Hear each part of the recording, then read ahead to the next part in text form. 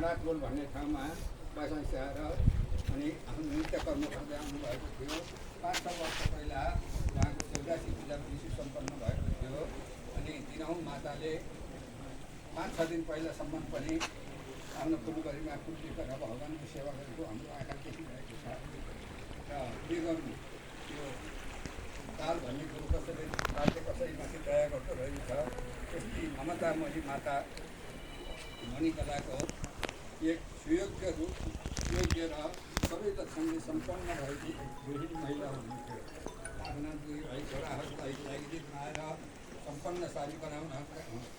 सम्पन्नशाली बनाउने कार्यमा उहाँ कहिले पनि पछि पर्नु भएन। यसका साथै 2 बुहारीहरूबिच कहिले पनि फाटो पर्नु व्यवहार नगरेर घरमा मेलमिलापको वातावरण मिलाइरहनुहुन्थ्यो। यसका अतिरिक्त घर आँगनमा आउने पर पाहुना जोगी मगन्ते लगायतलाई कहिले पनि फर्काउनु भएन।